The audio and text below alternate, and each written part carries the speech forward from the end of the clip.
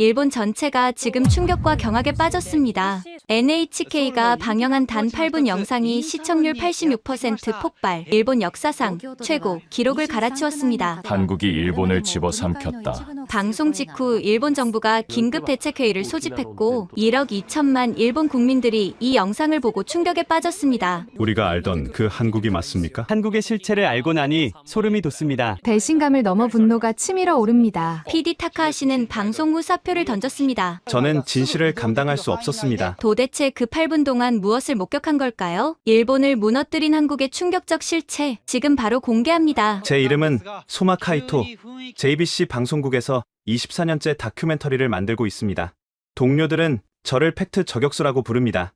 불편한 진실을 파헤치는 데에 희열을 느끼는 제 성격 때문이었죠. 세상에 완벽한 것은 없다고 믿었고 화려한 이면에 감춰진 추악함을 드러내는 것이 저널리스트의 사명이라 생각했습니다. 그런 제게 한국이라는 나라는 완벽한 먹잇감이었습니다. 제가 보는 한국은 거대한 사기극이었습니다. 성형으로 만들어진 아이돌의 미소, 국뽕으로 조작된 역사, 대기업의 하청 쥐어짜기로 이뤄낸 경제 성장, 그 모든 것이 저에게는 역겨운 위선으로 보였습니다. 저는 주로 온라인 커뮤니티에서 한국에 대한 정보를 얻었습니다. 그곳에는 저와 같은 생각을 가진 사람들이 넘쳐났고 매일같이 한국의 민낯이라며 온갖 자극적인 증거들이 쏟아졌습니다. 확인되지 않은 사실들이었지만 저는 그것이 진실이라고 굳게 믿었습니다. 편견은 확신이 되었고 확신은 혐오로 자라났습니다. 제 혐오에 불을 지핀 것은 다름 아닌 제 외동딸 유나였습니다. 고등학생인 유나는 소위 말하는 한류 팬이었습니다. 방에는 이름도 외우기 힘든 아이돌의 브로마이드가 가득했고 주말이면 알아들을 수도 없는 한국 드라마를 보며 울고 웃었습니다. 저는 그런 딸의 모습이 한심하기 짝이 없었습니다. 유나, 그런 가짜들을 보고 있을 시간에 책이나 한 줄 더 읽어라. 아빠는 직접 본 적도 없으면서 왜 그렇게 단정해요? 이 사람들은 팬들에게 좋은 영향을 주기 위해 얼마나 노력하는데요. 노력? 20살도 안 된 애들이 나와서 춤추고 노래하는 게 무슨 사회에 좋은 영향을 준다는 거냐? 아빠는 정말 최악이야. 유나와의 대화는 언제나 이런 식의 싸움으로 끝났습니다. 딸은 제 편협함을 탓했고 저는 딸의 어리석음을 개탄했습니다. 갈등의 골은 점점 깊어졌고 유나는 아르바이트까지 하며 한국 팬미팅에 갈 돈을 모으기 시작했습니다. 그 모습을 보며 저는 결심했습니다. 내 딸의 눈을 가리고 있는 저 거대한 환상을 내 손으로 직접 깨부숴 주리라고. 그렇게 페이크 K, 가짜 한류의 민낯이라는 다큐멘터리 기획이 시작되었습니다. 저는 한국에 대해 부정적인 시각을 가진 스태프들로만 팀을 꾸렸습니다. 탈북자 인터뷰를 조작해 한국 사회의 비정함을 부각하고 서울의 가장 지저분한 빈민촌을 찾아가 K-방역의 허상을 고발할 계획이었습니다. K-팝 아이돌의 사생활을 폭로하기 위해 악의적인 루머를 퍼뜨리는 유튜버와도 접촉했습니다. 모든 준비는 완벽했습니다. 기획안을 올린 지 사흘 만에 편성국장에게서 연락이 왔습니다. 그의 목소리는 흥분으로 가득 차 있었습니다. 소마 PD, 이거야. 온통 한국을 찬양하는 방송들 사이에서 드디어 정신이 번쩍 들 만한 기획이 나왔군. 예산은 걱정 말고 제대로 터뜨려보게. 국장의 전폭적인 지지를 얻어내자 세상을 다 가진 기분이었습니다. 제 신념이 틀리지 않았음을 증명받은 것 같았죠. 그날 저녁 저는 프로젝트 팀원인 류와 함께 단골 이자카야에서 축배를 들었습니다. 류는 제게 엄지를 치켜 세우며 말했습니다. 선배님, 이번 프로젝트가 성공하면 방송계의 역사를 새로 쓰는 겁니다. 누구도 건드리지 못했던 판도라의 상자를 여는 거니까요. 저는 웃으며 잔을 비웠습니다. 취기가 오르자 딸 유나의 얼굴이 떠올랐습니다. 이 다큐가 방송되면 딸은 분명 제게 실망하고 상처받을 겁니다. 하지만 저는 그게 다 딸을 위한 길이라고 합리화했습니다. 거짓된 환상에서 벗어나 현실을 직시하게 해주는 것, 그것이야말로 아버지가 해야 할 일이라고 믿었습니다. 그날 밤, 저는 오랜만에 깊은 만족감을 느끼며 잠자리에 들 준비를 하고 있었습니다. 모든 것이 제 뜻대로 흘러가고 있었습니다.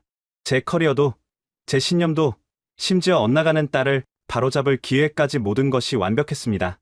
바로 그 순간이었습니다. 새벽 3시 25분, 침대 옆 테이블에 놓인 휴대폰이 미친 듯이 울부짖기 시작했습니다. 요란한 진동음이 고요한 새벽 공기를 찢었습니다. 잠결에 짜증을 내며 화면을 확인한 순간 온몸의 피가 차갑게 식는 것을 느꼈습니다. 발신자 정보에는 국제전화, 대한민국이라는 글자가 선명하게 찍혀 있었습니다. 심장이 철렁 내려앉았습니다. 팬미팅에 간다던 유나의 얼굴이 눈앞을 스쳤습니다. 떨리는 손으로 통화 버튼을 눌렀습니다. 수화기 너머에서는 감정 없는 한국어 억양의 일본어가 들려왔습니다. 소마 카이토 씨 되십니까? 여기는 서울중앙대학병원 응급센터입니다. 순간 숨이 멎는 것 같았습니다. 따님인 소마 유나 양이 오늘 밤 11시경 뺑소니 교통사고를 당해 현재 의식불명 상태입니다. 수화기를 든 채 그 자리에 얼어붙었습니다. 방금 전까지 세상을 다 가졌다고 생각했던 오만함은 산산조각이 났습니다. 머릿속이 새하얗게 비어버렸습니다. 제가 그토록 증오하고 비웃었던 땅, 제 딸이 죽어가고 있는 그곳으로 저는 향해야만 했습니다.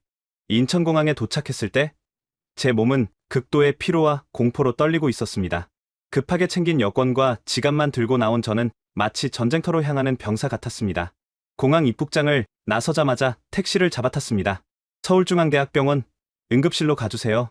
운전기사는 제 얼굴을 보더니 아무 말 없이 엑셀을 밟았습니다.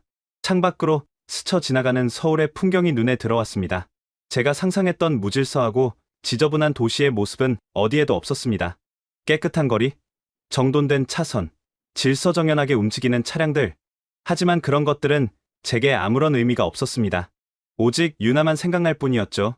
병원에 도착하자마자 응급센터로 뛰어들어갔습니다. 예상했던 혼잡함과 무질서 대신 체계적으로 움직이는 의료진들의 모습이 보였습니다. 안내 데스크의 간호사가 저를 발견하고 다가왔습니다. 어떻게 오셨습니까? 딸이 소마 유나 교통사고로. 간호사는 즉시 컴퓨터를 확인했습니다. 아, 일본에서 오신 보호자분이시군요. 3층 중환자실입니다. 담당 의사 선생님께 연락드리겠습니다. 놀랍도록 신속하고 정확한 대응이었습니다. 엘리베이터를 타고 올라가는 동안 제 머릿속에는 온갖 최악의 시나리오가 스쳐 지나갔습니다. 유나가 영영 깨어나지 못한다면? 아니, 이미 늦은 건 아닐까? 중환자실 앞에 도착하자 배기를 입은 남자가 저를 기다리고 있었습니다. 서지혁 의사였습니다. 그는 놀랍게도 유창한 일본어로 저에게 말을 걸었습니다. 소마 씨, 먼 길 오시느라 고생하셨습니다. 저는 따님을 담당하고 있는 서지혁입니다. 유나는? 제 딸은 어떻습니까? 서 의사는 차분하면서도 명확하게 설명하기 시작했습니다. 현재 유나 양은 뇌진탕과 갈비뼈 골절, 그리고 뇌출혈이 있는 상태입니다. 도착 즉시 응급수술을 진행했고, 다행히 출혈은 멈췄습니다. 하지만 의식은 아직 돌아오지 않았고, 앞으로 72시간이 고비입니다. 제 다리에 힘이 풀렸습니다. 서 의사가 재빨리 저를 부축했습니다. 소마 씨, 우리는 최선을 다하고 있습니다. 서울대병원 응급의학과는 아시아 최고 수준입니다. 따님은 최상의 치료를 받고 계십니다. 하지만 의식이 뇌 스캔 결과 심각한 손상은 없습니다. 시간이 필요할 뿐입니다. 믿고 기다려 주십시오. 서 의사는 저를 중환자실 유리창 앞으로 안내했습니다. 그곳에는 온갖 기계에 둘러싸인 채 누워있는 유나가 있었습니다. 평소 그렇게 활발하고 밝던 딸이 창백한 얼굴로 누워있는 모습에 가슴이 찢어지는 것 같았습니다. 지금 들어가실 수는 없지만 곧 면회 시간을 마련하겠습니다. 그때 한 간호사가 다가왔습니다. 박채원이라는 이름표를 단 젊은 여성이었습니다. 안녕하세요. 저는 유나 양을 담당하는 간호사 박채원입니다. 일본어 통역 자원봉사도 하고 있어서 도움이 필요하시면 언제든 말씀해 주세요. 박 간호사는 따뜻한 미소를 지으며 계속 말했습니다. 유나 양이 입원했을 때 가지고 있던 소지품입니다. 휴대폰은 파손되었지만 가방과 다른 물건들은 무사합니다. 그녀가 건넨 봉투를 받아들었습니다. 유나가 그토록 아끼던 한국 아이돌 굿즈가 가득한 가방이었습니다. 평소라면 한심하다고 생각했을 물건들이 이제는 너무나 소중하게 느껴졌습니다. 그리고 소마 씨, 혹시 숙소는 정하셨습니까? 아직. 병원 근처에 장기 투숙객을 위한 저렴한 게스트하우스가 있습니다. 제가 연락해 드릴까요? 저는 고개를 끄덕였습니다. 한국인들의 이런 세심한 배려가 낯설면서도 고마웠습니다. 제가 그동안 믿어왔던 불친절하고 거친 한국인의 이미지는 어디에도 없었습니다. 박 간호사는 계속해서 설명했습니다. 유나 양의 치료비는 일단 병원에서 처리하고 있습니다. 한국은 응급 환자의 경우 국적 불문하고 먼저 치료합니다. 보험 처리는 나중에 천천히 하셔도 됩니다. 국적을 불문하고요? 네. 우리는 국적을 보지 않습니다. 환자만 봅니다. 그게 의료진의 사명이니까요. 그 말에 저는 말문이 막혔습니다. 제가 그토록 비난했던 이 나라가 제 딸의 생명을 구하기 위해 아무런 조건 없이 최선을 다하고 있었습니다. 서 의사가 다시 다가왔습니다. 소마 씨, 혹시 따님이 평소 특별한 지병이나 알레르기가 있었습니까? 아니요, 건강했습니다. 감기도 잘 안 걸리는 아이였어요. 다행입니다. 그럼 회복 가능성이 더 높습니다. 참, 경찰분들이 오셨는데 만나보시겠습니까? 잠시 후 2명의 경찰이 왔습니다. 그중 한 명인 차강윤 경위가 자신을 소개했습니다. 안녕하세요. 저는 이 사건을 담당하는 차강윤입니다. 따님의 사고에 대해 설명드리겠습니다. 차 경위는 태블릿을 꺼내 CCTV 영상을 보여주었습니다. 유나 양은 횡단보도 파란불에 건너고 있었습니다. 가해 차량이 신호를 무시하고 과속으로 치고 도주했습니다. 100% 가해자 과실입니다.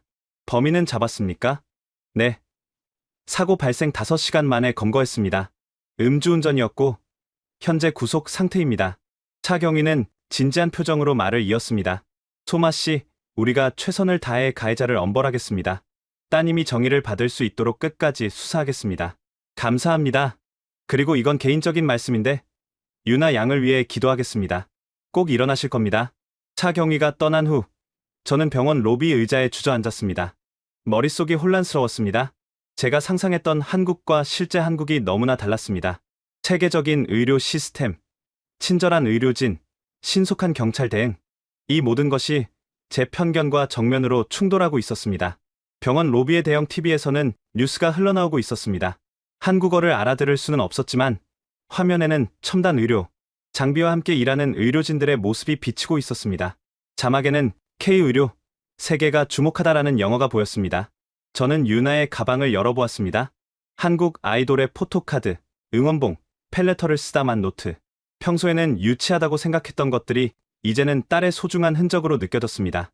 노트 한 페이지에는 한글로 뭔가 적혀 있었습니다. 어설픈 필체였지만 유나가 얼마나 열심히 한국어를 공부했는지 알 수 있었습니다. 오늘도 행복한 하루 보내세요. 사랑해요.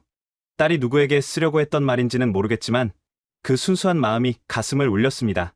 밤이 깊어갔습니다. 병원은 24시간 불이 꺼지지 않았고 의료진들은 쉬지 않고 움직였습니다. 새벽 2시 박 간호사가 커피를 들고 왔습니다. 소마 씨, 커피 한 잔 하세요. 오늘 밤은 길 것 같으니까요. 왜 이렇게 친절하신 겁니까? 박 간호사는 잠시 생각하더니 대답했습니다. 유나 양 나이 또래의 동생이 있어요. 그 아이도 일본 애니메이션을 좋아해요. 국경 너머로 서로의 문화를 사랑하는 젊은이들을 보면 우리가 결국 하나라는 생각이 들어요. 그녀의 말에 저는 아무런 대답도 할 수 없었습니다. 제가 그토록 경멸했던 이 나라 사람들이 제 딸을 자신의 가족처럼 돌보고 있었습니다. 새벽 4시, 서 의사가 다시 찾아왔습니다. 소마 씨, 유나 양의 상태가 조금 안정되었습니다. 잠시 들어가서 손을 잡아주셔도 됩니다. 환자들은 무의식 중에도 가족의 목소리를 듣는다고 합니다. 저는 떨리는 마음으로 중환자실에 들어갔습니다. 유나의 작은 손을 잡았습니다. 차갑고 창백한 손이었지만 분명 살아있었습니다. 유나야, 아빠야. 미안해. 정말 미안해. 눈물이 멈추지 않았습니다. 제가 그토록 비난했던 한국 땅에서 제 딸이 죽어가고 있었습니다. 그리고 제가 그토록 무시했던 한국 사람들이 제 딸을 살리기 위해 밤을 새우고 있었습니다. 이 얼마나 아이러니한 상황인가요? 제 편견의 성이 무너지는 소리가 들렸습니다. 첫 번째 균열이 생긴 것입니다.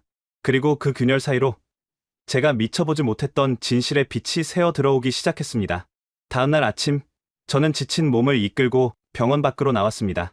밤새 한숨도 못 잔 채 유나 곁을 지켰지만 아직 의식은 돌아오지 않았습니다. 아무것도 먹지 못한 탓에 어지러웠고 뭐라도 먹어야 했습니다. 병원 근처 작은 식당이 눈에 들어왔습니다. 미자 할머니네라는 간판이 걸린 허름한 가게였습니다. 식당 안에는 나이 지긋한 할머니 한 분이 계셨습니다. 오미자 할머니였습니다. 할머니는 저를 보자마자 따뜻하게 맞아주셨습니다. 어서 오세요. 뭐 드릴까요?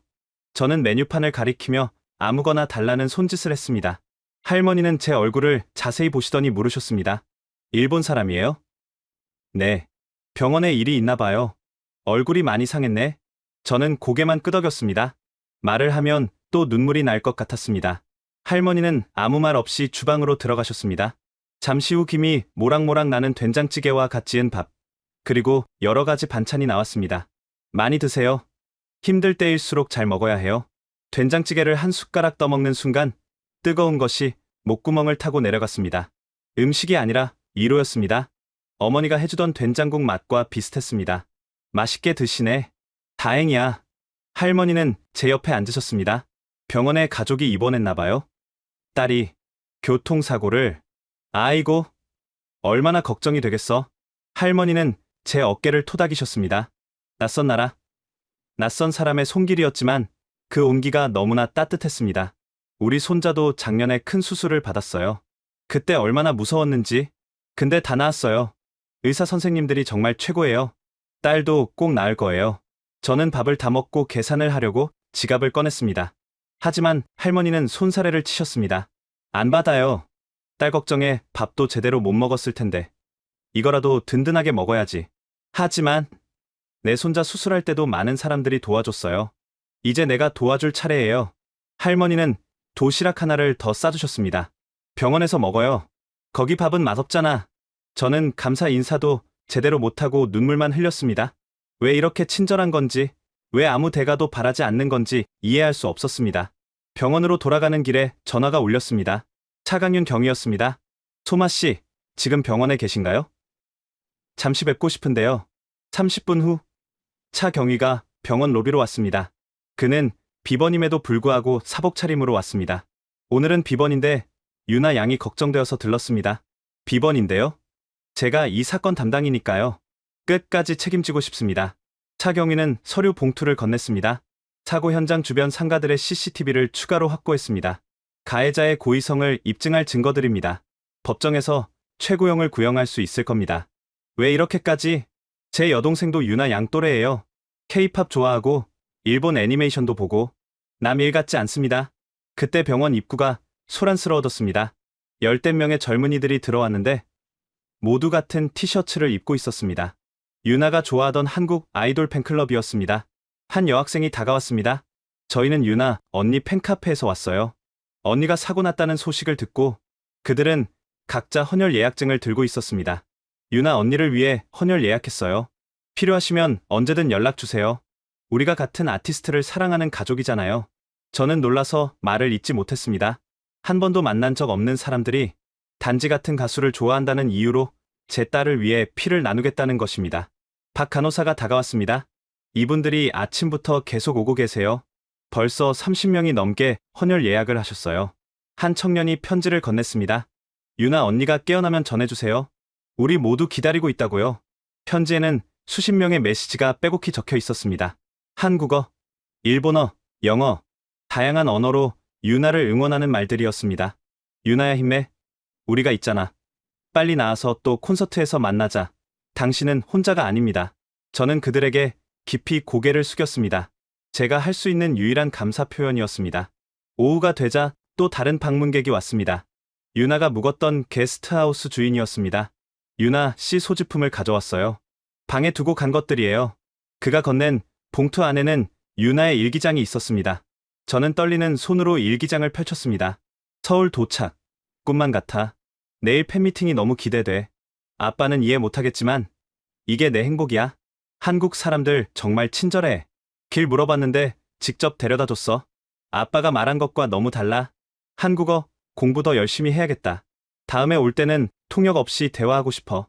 마지막 일기는 사고 당일 아침에 쓴 것이었습니다. 오늘 팬미팅. 두근두근.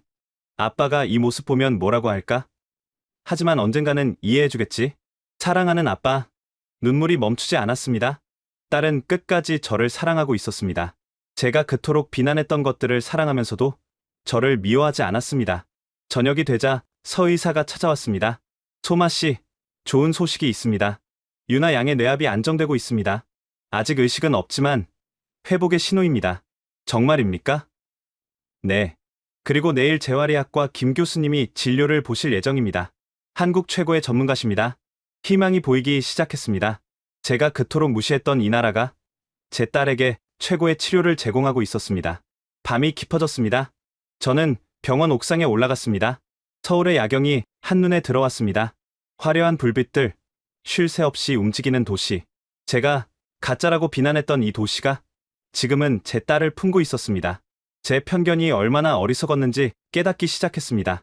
제가 증오했던 것은 한국이 아니라 제 무지와 편견이 만들어낸 허상이었습니다. 그리고 이제 그 허상의 벽에 두 번째, 세 번째 균열이 생기고 있었습니다. 셋째 날 아침, 저는 유나의 태블릿 PC를 켰습니다. 화면 잠금이 없었습니다. 딸은 늘 그랬습니다. 숨길 것이 없다며 모든 것을 열어두는 아이였죠.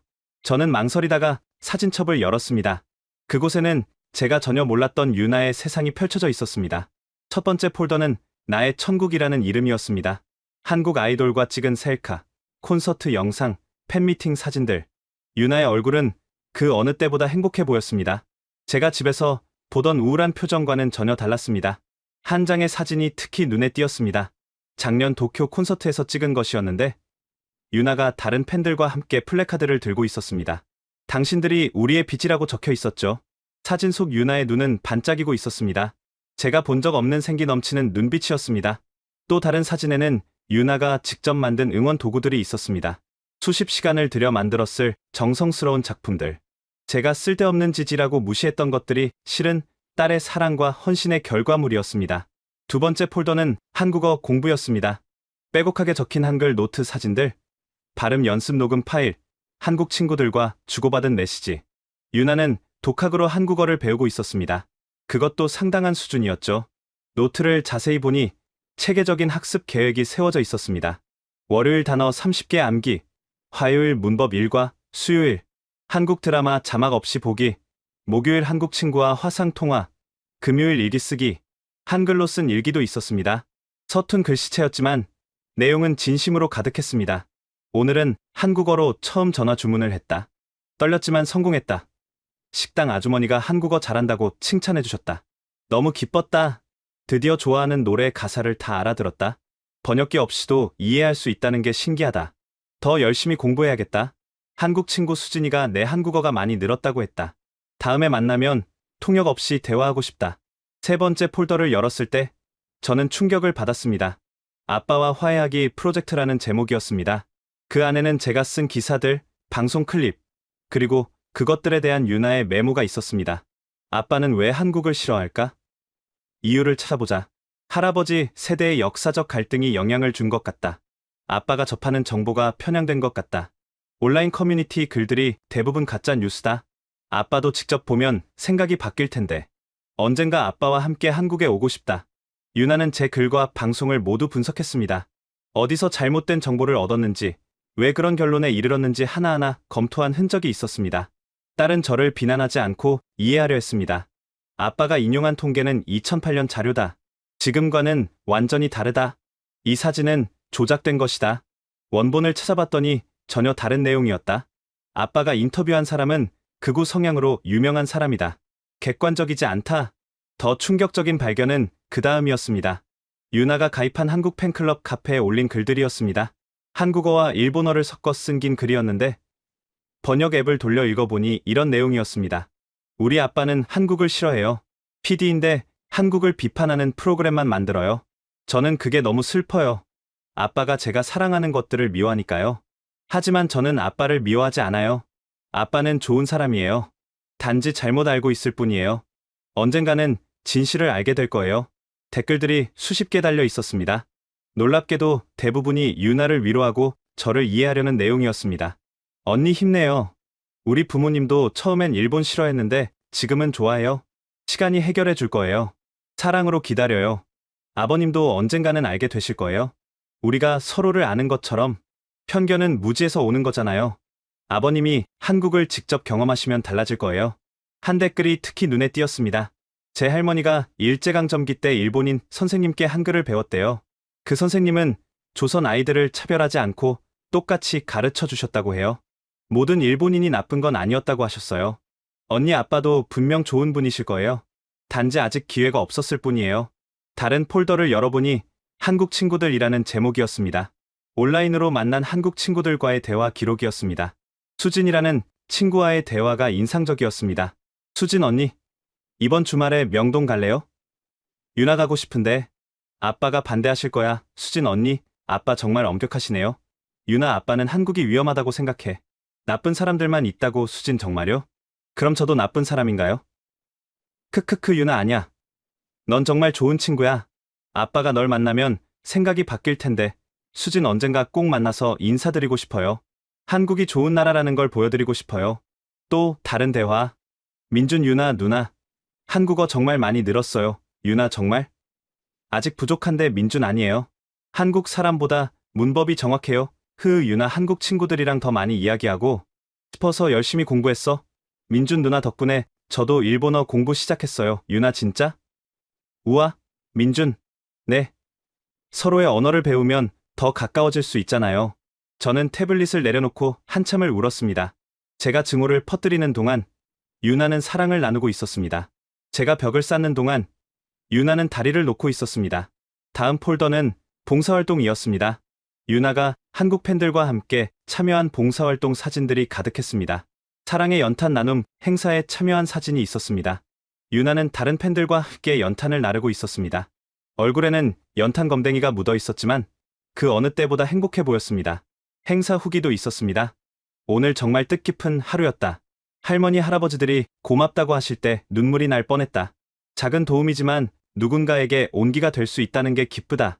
한국 친구들과 함께해서 더 의미 있었다. 독거노인 도시락 배달 봉사 사진도 있었습니다. 유나는 정성스럽게 포장된 도시락을 들고 환하게 웃고 있었습니다. 할아버지가 일본에서 왔다고 하니까 젊었을 때 일본 여행 갔던 이야기를 해주셨다. 좋은 추억이 많다고 하셨다. 앞으로도 계속 오고 싶다. 보육원 방문 사진도 있었습니다. 아이들과 함께 놀고 있는 유나의 모습이 보였습니다. 아이들이 너무 예뻤다. 일본 노래를 가르쳐줬더니 금세 따라 불렀다. 언어는 달라도 음악으로 하나가 될 수 있다는 걸 느꼈다. 오후에 박 간호사가 찾아왔습니다. 소마 씨, 유나 양 친구분이 왔는데요. 일본에서 왔다고. 잠시 후 한 소녀가 들어왔습니다. 유나의 고등학교 친구 사유리였습니다. 아저씨, 유나는 어때요? 아직 의식이. 사유리는 작은 가방을 건넸습니다. 유나가 가장 아끼는 거예요. 깨어나면 필요할 것 같아서. 가방 안에는 수첩이 들어있었습니다. 꿈 일기라고 적혀 있었습니다. 유나가 매일 쓰던 거예요. 미래의 꿈을 적어두는. 첫 장을 펼쳤습니다. 나의 꿈 한일문화 교류 전문가가 되기. 구체적인 계획이 적혀 있었습니다. 1단계 한국어 능력 시험 6급 합격 달성. 2단계 한국 대학 교환학생 가기. 3단계 한일 청소년 교류 프로그램 기획. 4단계 아빠와 함께 한국 여행하기. 5단계 한일 우호의 달이 되기. 4단계에 별표가 쳐져 있었습니다. 옆에 작은 글씨로 메모가 있었습니다. 가장 어렵지만 가장 중요한 목표. 언젠가 아빠도 내가 사랑하는 것들을 이해해 주실 거야. 사유리가 말했습니다. 유나는 항상 아저씨 이야기를 했어요. 존경한다고. 진실을 추구하는 저널리스트라고. 나는 그런 아버지가 아니었어. 아니에요. 유나는 믿었어요. 아저씨가 진실을 추구하는 분이라면 언젠가는 한국의 진실도 보게 될 거라고. 사유리가 떠난 후 저는 유나가 아끼던 앨범을 열어보았습니다. 가사지에는 한국어와 일본어 번역이 빼곡히 적혀 있었습니다. 형광펜으로 표시한 구절들이 있었습니다. 너의 존재만으로도 이미 기적이야. 어둠 속에서도 우린 빛을 찾을 거야. 함께라면 불가능은 없어. 사랑은 모든 벽을 넘어.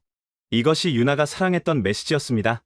제가 유치하다고 비웃었던 가사들이 실은 딸에게 살아갈 힘을 주는 응원이었습니다. 저녁이 되자 의외의 방문객이 왔습니다. 유나가 좋아하는 한국 아이돌 그룹의 멤버 한 명이었습니다. 모자를 깊게 눌러쓰고 마스크를 했지만 팬들은 금세 알아볼 것 같았습니다. 안녕하세요. 저는 X라는 그룹의 진우라고 합니다. 그는 유창한 일본어로 말했습니다. 유나 씨 소식을 듣고 왔습니다. 저희 팬이라고 들었어요. 바쁘실 텐데. 진우는 잠시 침묵하다가 말을 이었습니다. 사실 유나 씨는 저희에게 특별한 팬이에요. 데뷔 초부터 응원해 주셨거든요.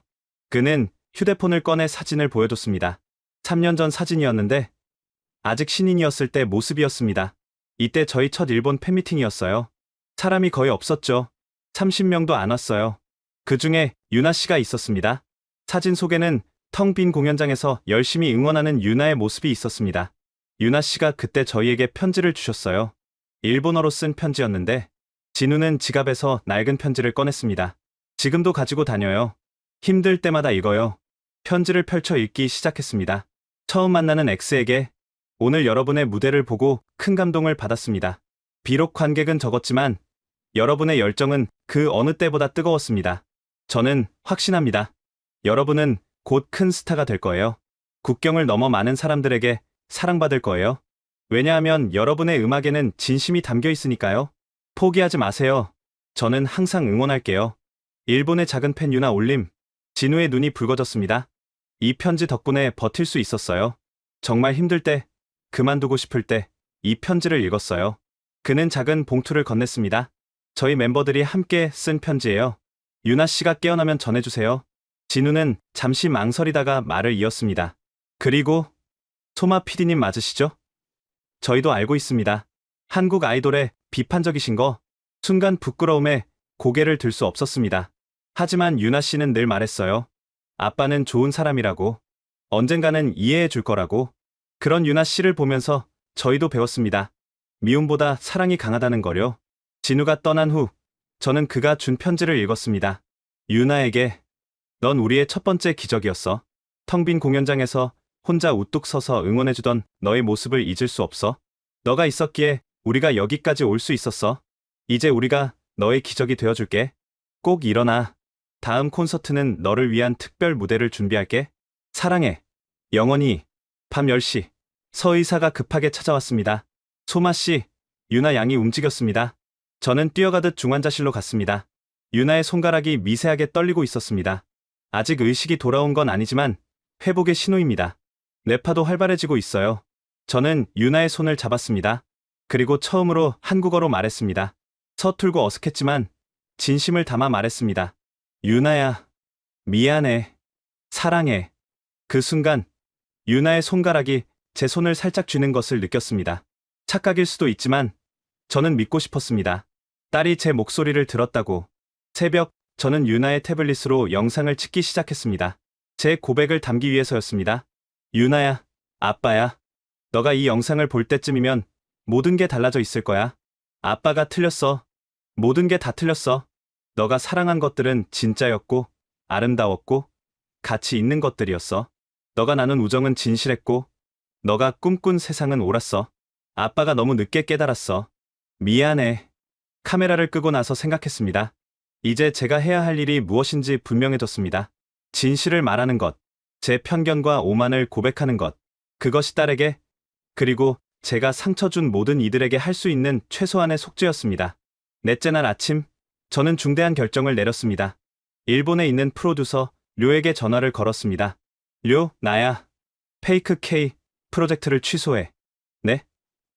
갑자기 무슨 말씀이세요? 이미 예산도 승인받았는데. 내가 틀렸어. 한국은 내가 생각한 그런 나라가 아니야. 선배님, 혹시 무슨 일이? 유나가 교통사고를 당했어. 서울에서.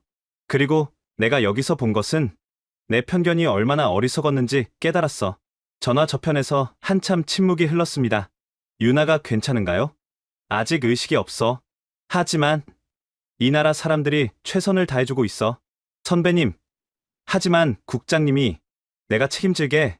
모든 책임은 내가 진다. 전화를 끊고 저는 가방에서 개인 카메라를 꺼냈습니다. 이제부터는 다른 영상을 찍기로 했습니다. 제가 직접 목격한 진실을 담기로 했습니다. 첫 촬영은 병원이었습니다.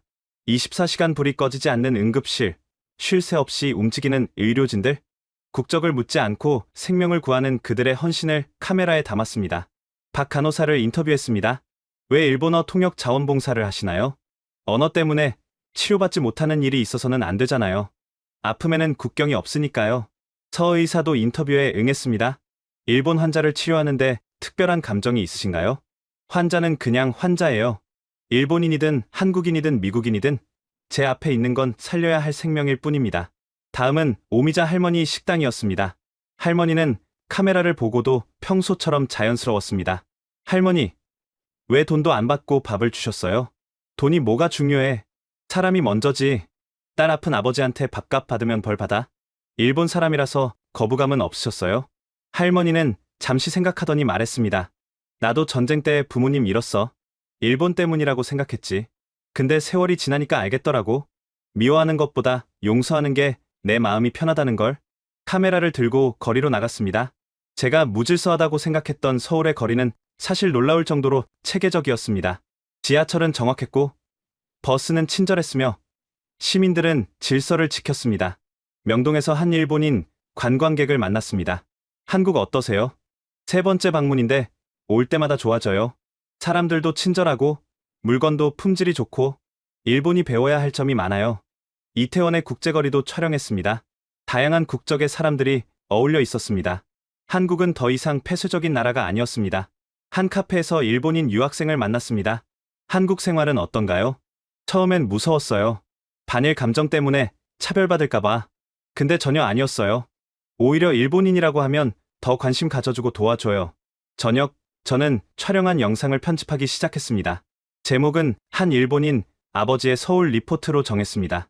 영상 첫 부분에 제 고백을 넣었습니다. 저는 한국을 미워했습니다. 아니, 미워한다고 믿었습니다. 하지만 제가 미워한 것은 실체 없는 환상이었습니다. 진짜 한국은 달랐습니다. 따뜻했고 역동적이었으며 무엇보다 인간적이었습니다. 편집을 하다가 문득 떠오른 게 있었습니다. 제가 운영하던 온라인 커뮤니티였습니다. 진실의 방패라는 이름에 반한 커뮤니티. 거기에 글을 올렸습니다. 여러분, 저는 지금 서울에 있습니다. 딸이 사고를 당해서 왔습니다. 그리고 제가 여기서 본 것은 우리가 알던 한국이 아니었습니다. 우리가 틀렸습니다. 저부터 틀렸습니다. 곧바로 댓글이 달렸습니다. 배신자, 친한파로 전향했나? 돈 받았구나. 예상했던 반응이었습니다. 과거의 저도 그랬을 테니까요. 하지만 몇몇은 달랐습니다. 저도 한국 가봤는데 정말 달랐어요. 용기 내줘서 고마워요. 진실을 말해줘서 감사합니다. 밤 11시, 갑자기 병실이 소란스러워졌습니다. 간호사들이 뛰어다니기 시작했습니다. 유나 양이 눈을 떴어요. 저는 모든 것을 놓고 중환자실로 뛰어갔습니다. 유리창 너머로 유나가 보였습니다. 눈을 뜨고 있었습니다. 비록 초점은 흐렸지만 분명 깨어 있었습니다. 서 의사가 나왔습니다. 축하합니다. 의식을 회복했습니다. 아직 말은 못하지만 곧 가능할 겁니다. 들어가도 됩니까? 잠시만 기다려주세요. 안정시킨 후에 30분 후 드디어 유나 곁에 갈 수 있었습니다. 딸의 눈이 저를 향했습니다. 눈물이 고여 있었습니다. 유나야, 아빠야, 미안해. 유나가 힘겹게 입을 열었습니다. 거의 들리지 않는 목소리였지만 분명히 들렸습니다. 아빠, 사랑해요. 저는 유나의 손을 잡고 울었습니다. 오미자 할머니, 박 간호사, 서 의사, 차 경위, 그리고 이름도 모르는 수많은 한국인들에게 감사했습니다. 그들이 제 딸을 살려주었습니다. 그날 밤, 저는 영상 편집을 마무리했습니다. 마지막 장면은 이렇게 끝났습니다. 저는 괴물을 찍으러 왔다가 천사를 만났습니다. 증오를 품고 왔다가 사랑을 배웠습니다. 이것이 제가 서울에서 발견한 진실입니다. 유나가 의식을 회복한 다음날, 일본에서 전화가 왔습니다. JBC 편성국장이었습니다. 소마, 무슨 짓을 한 거야? 프로젝트를 일방적으로 취소하다니. 죄송합니다. 하지만 저는 거짓을 방송할 수 없습니다. 거짓? 우리가 원한 건 한국의 실체야. 제가 여기서 본 실체는 우리가 생각한 것과 전혀 달랐습니다. 그래서 뭘 어쩌겠다는 거야? 진실을 방송하고 싶습니다. 제가 직접 촬영한 영상이 있습니다. 국장은 잠시 침묵했습니다. 너 정말 미쳤구나. 그런 거 방송하면 너의 커리어는 끝이야. 알고 있습니다. 좋아. 그럼 끝까지 가보자고. 넌 해고야. 전화가 끊겼습니다. 24년간의 방송 생활이 끝난 순간이었습니다. 하지만 이상하게도 후회는 없었습니다. 오히려 홀가분했습니다. 이제 거짓말을 하지 않아도 되니까요. 그때 료에게서 메시지가 왔습니다. 선배님, 무슨 일이 있었습니까? 국장님이 난리가 나셨는데. 저는 료에게 전화를 걸었습니다. 료, 나는 해고됐어. 네. 왜요? 프로젝트를 취소했거든. 한국의 진실을 봤어. 선배님, 료, 너한테 부탁이 있어. 내가 찍은 영상이 있는데 편집 좀 도와줄 수 있겠니? 료는 한참 침묵하다가 말했습니다. 선배님이 찍은 거라면 진실이겠죠? 응, 내가 직접 본 것들이야. 보내주세요. 제가 편집해드릴게요. 뜻밖의 지원군이었습니다. 료는 제 후배 중에서도 가장 실력이 좋은 편집자였습니다. 저는 료에게 지금까지 찍은 모든 영상을 보냈습니다. 병원의 24시간, 오미자 할머니의 식당, 헌혈하는 팬들, 유나를 위해 기도하는 사람들, 있는 그대로 편집해줘. 조작하지 말고, 과장하지 말고. 알겠습니다. 그런데 선배님, 이거 어디에 공개할 건가요? 방송국은 이제 유튜브에 올릴 거야. 개인 채널에. 반응이 안 좋을 텐데. 상관없어. 한 명이라도 진실을 알게 된다면 그걸로 충분해. 그날 오후, 유나가 처음으로 제대로 말을 했습니다. 아빠, 왜 여기 있어요? 방송국은?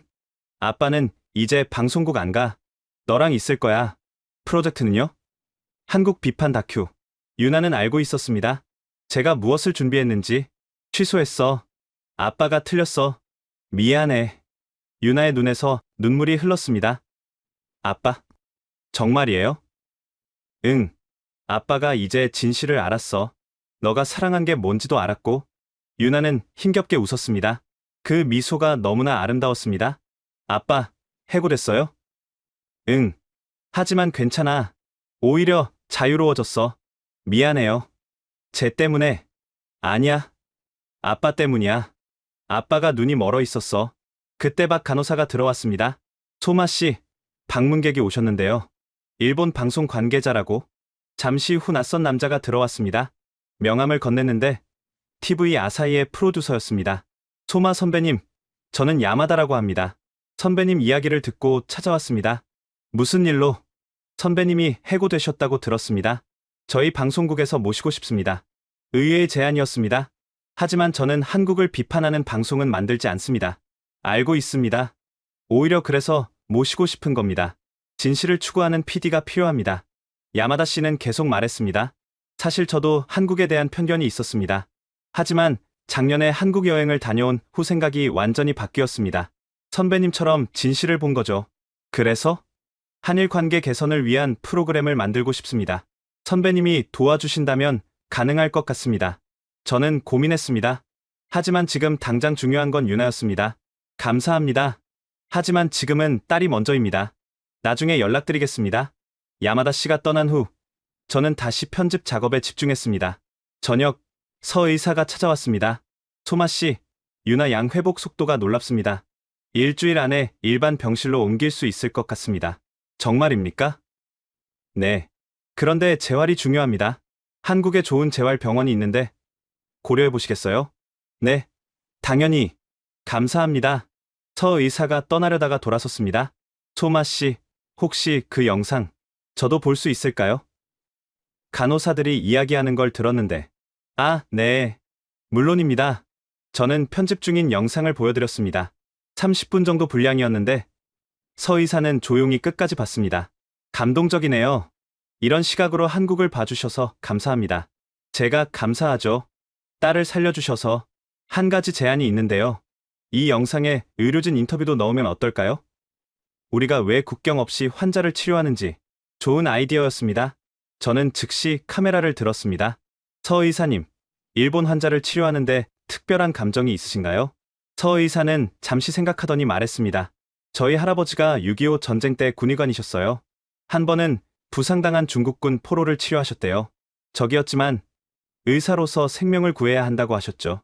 그때 할아버지가 하신 말씀이 있어요. 의사에게 적은 질병이지 환자가 아니다. 그 정신을 이어받으신 거네요. 네. 국적이 뭐든 과거가 어떻든 제 앞에 환자는 살려야 할 생명입니다. 그게 의사의 사명이죠. 인터뷰를 마치고 병실로 돌아왔을 때 유나가 깨어 있었습니다. 아빠, 뭐 하고 있었어요? 영상 만들고 있어. 한국의 진실을 담은 영상.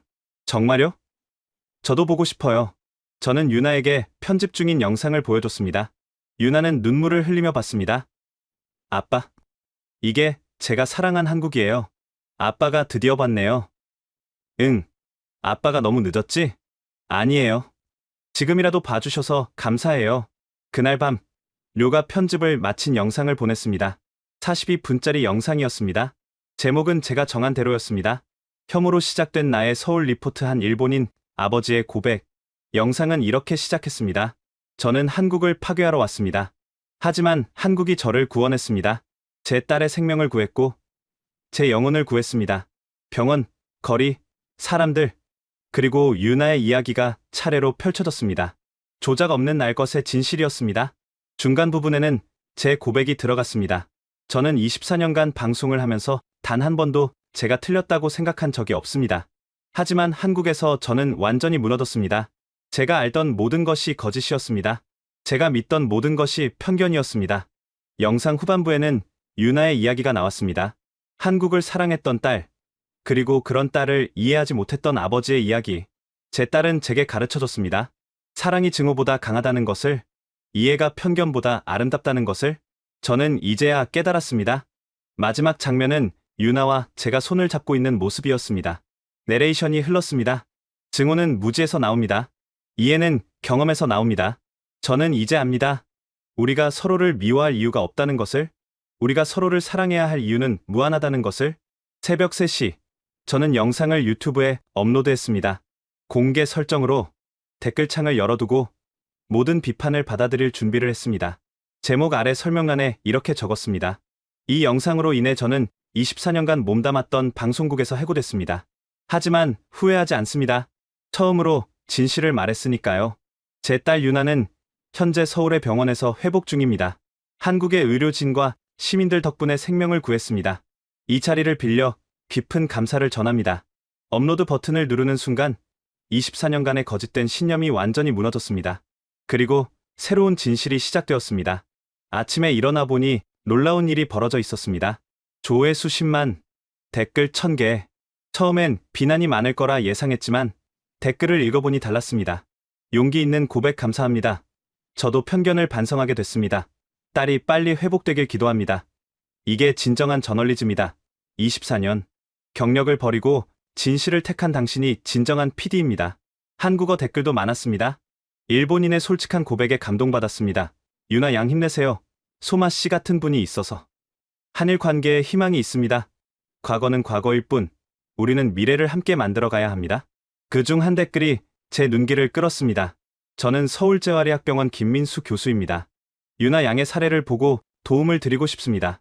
최신 재활치료법이 있는데 효과가 좋을 것 같습니다. 연락 주세요. 김민수 교수의 댓글을 본 순간 저는 즉시 연락을 드렸습니다. 다음날 아침 서울재활의학병원에서 만나기로 약속이 잡혔습니다. 김민수 교수는 50대 초반의 온화한 인상을 가진 분이었습니다. 놀랍게도 그는 일본어를 유창하게 구사했습니다. 소마 씨, 영상 정말 감명 깊게 봤습니다. 용기 있는 고백이었어요. 감사합니다. 그런데 어떻게 일본어를? 제가 10년간 도쿄대 의학부에서 연구했습니다. 그때 많은 일본 동료들과 함께 일했죠. 한일 의료협력 프로젝트도 여러 번 참여했고요. 김 교수는 유나의 의료 기록을 꺼내보며 설명을 시작했습니다. 유나 양의 경우 뇌 손상 후 운동기능 회복이 관건입니다. 최근 우리 병원에서 도쿄대와 공동 개발한 새로운 재활치료법이 있는데 가상현실과 로봇 공학을 결합한 방식입니다. 일본과 공동 개발이라니? 네. 의학에는 국경이 없습니다. 일본의 로봇 기술과 한국의 IT 기술이 만나면 놀라운 시너지가 납니다. 실제로 이 치료법으로 많은 환자들이 극적으로 회복했어요. 김 교수는 태블릿으로 치료 영상을 보여줬습니다. 환자들이 가상현실 속에서 재활 훈련을 하는 모습이었습니다. 특히 유나 양처럼 젊은 환자들은 회복 속도가 빠릅니다. 게다가 음악을 좋아한다고 들었는데 음악 치료도 병행하면 효과가 더 좋을 겁니다. 음악 치료요? 네. 유나 양이 좋아하는 K-팝을 활용한 리듬 치료입니다. 춤 동작을 재활 운동으로 변형하는 거죠. 재미있으면서도 효과적입니다. 그 순간 저는 깨달았습니다. 제가 그토록 비난했던 K-팝이 이제 딸을 치료하는 도구가 되었다는 것을. 치료비는 걱정 마세요. 유나 양 영상을 본 사람들이 자발적으로 모금을 시작했습니다. 한국인도, 일본인도, 심지어 다른 나라 사람들도 참여하고 있어요. 김 교수가 휴대폰을 보여줬습니다. 온라인 모금 사이트에는 이미 상당한 금액이 모여 있었습니다. 유나를 응원합니다. 한국 시민 일동. 한일 우정의 상징 유나 양을 위해 도쿄 K-팝 팬클럽. 국경 없는 사랑을 보여준 가족에게 파리에서 메시지를 읽으며 눈물이 났습니다. 전 세계 사람들이 제 딸을 위해 마음을 모으고 있었습니다. 그 사이 제 영상은 믿을 수 없는 속도로 퍼져나갔습니다. 2주 만에 조회수 500만, 3주 만에 1000만, 한 달 만에 2000만, 댓글은 10만 개를 넘어섰습니다. 전 세계에서 댓글이 달렸습니다. 프랑스에서 봤습니다. 편견의 무서움을 깨달았어요. 저도 이웃나라에 대한 편견을 반성합니다. 미국인입니다. 우리도 멕시코에 대한 편견이 있죠. 당신의 용기에서 배웁니다. 중국에서도 큰 반향입니다. 한중일이 서로를 이해하는 계기가 되길. 브라질입니다. 우리도 아르헨티나와 비슷한 감정이 있어요. 이 영상이 많은 것을 생각하게 합니다. 일본 언론들도 제 영상을 다루기 시작했습니다. 전직 JBC PD의 충격 고백, 혐한에서 친한으로 한 아버지의 180도 변화, 5천만이 본 눈물의 다큐멘터리. NHK에서는 제 영상을 정식 방송으로 내보냈습니다. 시청률 45%. 역대 다큐멘터리 최고 기록이었습니다. 아사히 신문은 일면 톱으로 제 이야기를 다뤘습니다. 진실을 위해 모든 것을 버린 저널리스트 JBC에서도 연락이 왔습니다. 하지만 복직 제안이 아니었습니다. 소마, 너가 옳았어. 우리가 틀렸다. 너의 영상을 정식으로 방송하고 싶은데 이미 전 세계가 봤습니다. 방송은 필요 없습니다. 오히려 다른 방송사들에서 제안이 쏟아졌습니다. 새로운 한일 관계 프로그램을 만들어주세요. 편견 극복 다큐멘터리 시리즈를 제작해주세요. 특별 다큐멘터리 감독으로 모시고 싶습니다. 하지만 저는 모두 거절했습니다.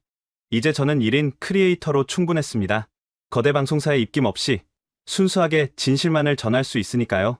2달이 지났을 때 기적 같은 일이 일어났습니다. 영상 조회수가 5천만을 돌파한 날, 한 댓글이 모든 것을 바꿨습니다. 저는 스위스 취리 대학병원 신경재활센터장입니다. 유나 양의 케이스에 획기적인 치료법을 제안하고 싶습니다. 우리가 개발한 최신 신경재생 기술이 도움이 될 것 같습니다. 비용은 저희 재단에서 부담하겠습니다. 김민수 교수가 즉시 연락을 취했고 국제의료진이 구성되었습니다. 한국, 일본, 스위스, 미국, 독일의 의사들이 유나를 위해 하나가 되었습니다. 화상회의가 열렸습니다. 각국의 최고 전문가들이 모여 유나의 치료 계획을 논의했습니다. 한국의 재활 기술과 스위스의 신경재생 기술을 결합하면 일본의 로봇 재활 시스템도 추가하면 좋겠습니다. 미국에서 개발한 새로운 약물도 시도해볼 만합니다. 국경과 인종을 넘어 의사들이 협력하는 모습이 감동적이었습니다. 과거의 저라면 상상도 못했을 광경이었죠. 치료가 시작되고 한 달, 유나는 놀라운 회복을 보였습니다. 휠체어 없이 걸을 수 있게 되었고 일상 대화도 자연스럽게 가능해졌습니다. 재활훈련 중에는 정말로 K-팝을 활용했습니다. 유나가 좋아하는 노래에 맞춰 운동하니 효과가 배가 되었습니다. 아빠, 보세요. 제가 좋아하는 춤 동작이에요. 유나가 음악에 맞춰 조심스럽게 움직이는 모습을 보며 저는 또 한 번 제 편견이 얼마나 어리석었는지 깨달았습니다. 석 달 후, 유나는 거의 완전히 회복했습니다. 그 기적 같은 순간, 우리는 서울의 한 카페에서 함께 한국 음악을 듣고 있었습니다. 아빠, 이 노래 가사 뭔지 알아요? 응. 사랑한다? 와, 아빠 한국어 조금 늘었네요. 유나가 밝게 웃었습니다. 그 웃음이 얼마나 그리웠는지요. 저는 이제 프리랜서 다큐멘터리 감독이 되었습니다.